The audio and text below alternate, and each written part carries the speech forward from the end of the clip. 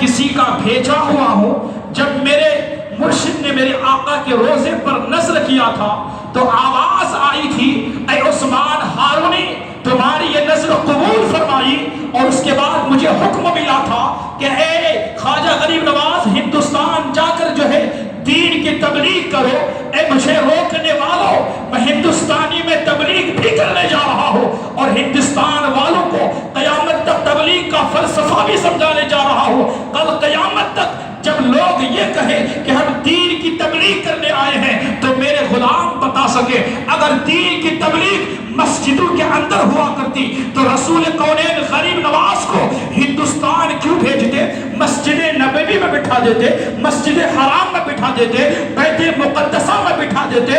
اللہ اکبر! حضور نے خواجہ غریب نواز کو ہندوستان بھیج کر زمانے کو یہ بتا دیا کہ اے لوگوں، دین کی تبلیغ مسجد کے دیواروں کے سائے میں نہیں ہوا کرتی ہے، ارے دین کی تبلیغ تو دشمن اسلام کے تلواروں کے سائے میں ہوا کرتی ہے۔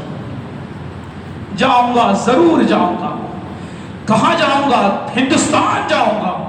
حضور تو پھر کچھ ٹھہریے، ماحول صحیح ہو جانے دیجیے، ہندوستان کا ماحول صحیح نہیں ہے۔ حضور خواجہ غریب نواز فرماتے سنو، وہ اور لوگ ہوتے ہیں جو ماحول کے پیچھے چلتے ہیں، ہم غلامان مصطفیٰ ہیں، ہم ماحول کے پیچھے نہیں چلا کرتے، ماحول ہمارے پیچھے چلا کرتا ہے۔ ہم ماحول سے کمپرومائز نہیں کرتے، ہم ماحول کے پیچھے نہیں چلا کرتے ہیں، ماحول ہمارے پیچھے چلا کرتا ہے۔ چلے اور چلے تو کہاں؟ سیدھے اجمیر۔ کہاں؟ اجمیر۔ حضور اجمیر تو نہ جائیے، دشمن اسلام کی راجدھانی۔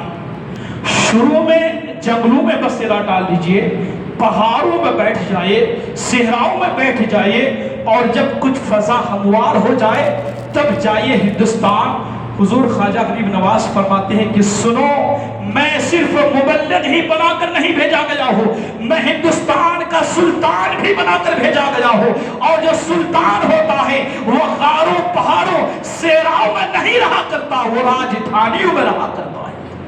کہاں رہا کرتا ہے؟ جو سلطان ہوتا ہے وہ جنگلوں میں نہیں رہا کرتا ہے، وہ غاروں میں نہیں رہا کرتا ہے، وہ پہاڑوں میں نہیں رہا کرتا ہے، وہ بیابانوں میں نہیں رہا کرتا ہے، اور جو سلطان ہوتا ہے یقیناً وہ راجدھانی میں رہا کرتا ہے۔ اللہ اکبر! حضور خواجہ غریب نواز چلے گئے سیدھے اجمیر، ڈال دیے ڈیرے۔ زمانہ حیران ہے فقیر، یہاں ہزاروں آئے تھے، بھگائے گئے، تم 40 لے کر آئے ہو، کیا کرو گے؟ حضور خواجہ غریب نواز فرماتے ہیں ہاں میں 40 لے کر آیا ہوں، مگر مجھے کوئی نہیں بھگا سکے گا، مجھے بھگانے والوں ہی کو بھاگنا پڑے گا۔ حضور خواجہ غریب نواز کی شان آپ حضرات بغور سے بات کریں تاکہ معلوم ہوگا کہ ہندوستان کے اندر دین کیسے پھیلا ہے، ہندوستان کی سرزمین پر حضور خواجہ غریب نواز نے دین کی کیسے تبلیغ کی ہے۔ اللہ اکبر! تبلیغ کا فلسفہ اگر سمجھنا ہو تو حضور خواجہ غریب نواز سے سمجھو، دین کی تبلیغ کا اگر طریقہ تمہیں سیکھنا ہے تو خواجہ غریب نواز سے سیکھو۔ خواجہ غریب نواز نے کیسے دین کی تبلیغ کی ہے۔ آج ہم کلمہ پڑھنے والوں کو تو آسانی کے ساتھ کچھ وضو کے طریقے، کچھ نماز کے فرائض، کچھ نماز کے واجبات بتا تو دیتے ہیں، لیکن ہمارے اندر وہ دم نہیں ہے، ہماری زبان میں تاثیر نہیں ہے، ہمارے اندر وہ حوصلہ نہیں ہے کہ کسی غیر کو ہم کلمہ پڑھا کر کے دیکھیں۔ لیکن یہ جو اللہ کے ولی ہوتے ہیں، جن پر خدا اور اس کے رسول کو فضل ہوتا ہے، وہ مسلمانوں کو نہیں بلکہ غیر کو کلمہ پڑھاتے ہوئے نظر آتے ہیں۔ حضور خواجہ غریب نواز فرماتے ہیں مجھے کوئی نہیں بھگا سکے گا، مجھے بھگانے والوں ہی کو بھاگنا پڑے گا۔ اچھا تو آپ کے پاس کوئی ہتھیار ایسا؟ کہا ہاں میں بھی ہتھیار لے کر آیا ہوں۔ اللہ اکبر! زمانہ سراپا چشم بن گیا، جہاں اتنی بڑی فوج کامیاب نہ ہو سکی وہاں ایک فقیر 40 درویشوں کو لے کر آیا ہے، تو وہ جو دنیا کا ہتھیار لایا ہوگا وہ مہلک ترین ہتھیار ہوگا۔ حضور ہمیں ہتھیار دکھا دیں گے؟ خواجہ غریب نواز فرماتے ہاں میں بھی ہتھیار دکھا دوں گا۔ کہا حضور ہمیں ہتھیار دکھا دیجئے۔ کہا دیکھو، حضور خواجہ غریب نواز نے اپنا ہاتھ بلند کیا، نظر ڈالو یہ ہے میرا ہتھیار۔ لوگوں نے نظر ڈالی تو دیکھا خواجہ غریب نواز کے ہاتھوں میں وہ مقدس کتاب جگمگا رہی تھی جس کو 5 وقت نماز میں پڑھا جاتا ہے، جس کو قرآن کہا جاتا ہے۔ حضور خواجہ غریب نواز کہہ رہے تھے یہ ہے مومن کا وہ ہتھیار، جب تک مومن کے پاس یہ ہتھیار رہے گا دنیا کا کوئی ہتھیار اس کو مٹا نہیں سکے گا، دنیا کا کوئی ہتھیار اس کو مٹا نہیں سکے گا۔ اسی لیے کسی شاعر نے کہا تھا کہ اخلاق و محبت کا عنوان نہیں پڑھتے، اخلاق و محبت کا عنوان نہیں پڑھتے، فرمایا جو رب نے وہ فرمان نہیں پڑھتے، اور یہ کیسے مسلمان ہیں جو وقت سحر اٹھ کر اخبار تو پڑھتے ہیں مگر قرآن نہیں پڑھتے، اخبار تو پڑھتے ہیں مگر قرآن نہیں پڑھتے۔ اور کسی شاعر نے کہا تھا کہ ہے قول محمد قول خدا، فرمان نہ بدلا جائے گا، ارے بدلے گا زمانہ لاکھ مگر قرآن نہ بدلا جائے گا۔ حضور خواجہ غریب نواز نے کیا فرمایا؟